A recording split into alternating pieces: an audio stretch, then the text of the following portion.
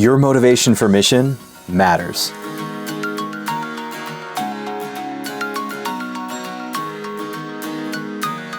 Hey, I'm Pastor Matt here with your Missionary Pathway Mission Insight. And this week's Mission Insight is motivation matters. You know, so often in churches when the pews are full, there's not a lot of motivation for mission. And then when attendance starts to decline and people in the pews are dwindling, all of a sudden the motivation for mission goes up. Now, why is that? Because the motivation for mission is seeing more people come in the church building so that we can do the worship service we like and run the programs that we're used to.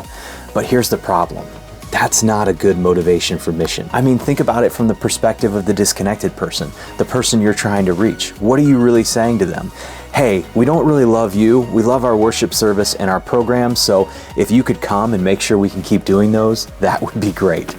Now look, nobody would say that, but fundamentally, that's what the motivation feels like. So what should the motivation for mission be?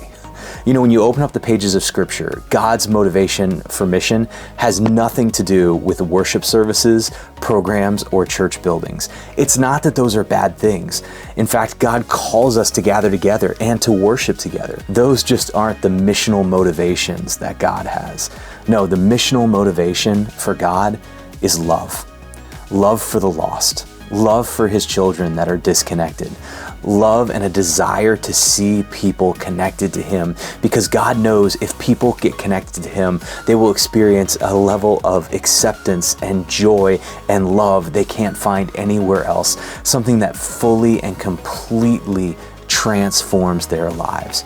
And that's God's motive for mission, to see disconnected people reconnected to Jesus. That's what you hear in Scripture. That's why when you open up the Gospels, you see Jesus constantly going out and not spending time in all these worship services.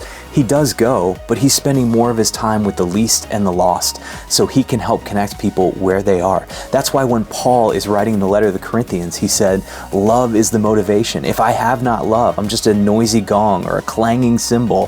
See, what we realize is this: God's motivation for mission is love for the lost. And that's what He calls our motivation to be. Love for the lost and love for our neighbor. And so when that's our missional motivation, everything changes. Look, if your missional motivation is just to see your church grow, here's the reality. You're not going to see the church grow, and you're not going to see really great mission. If your missional motivation is love for your neighbor, love for the lost, then you're going to see some incredible mission happen, and you might even see your church grow a little bit. Love for the lost is our motivation. Then what's going to happen is we're going to care more about God's kingdom than we do about our own. And when we care more about God's kingdom than we do about our own, we'll be willing to meet people where they are, not in the place we want them to be. So that's your mission insight for this week. Motivation matters. If this was a help to you, click like and subscribe right here on the YouTube channel and take an opportunity to share it with somebody else. And if you'd like more missional resources, check out missionarypathway.org, where you can find more mission insights and more resources to help you go on mission in the places you live, work, learn, and play.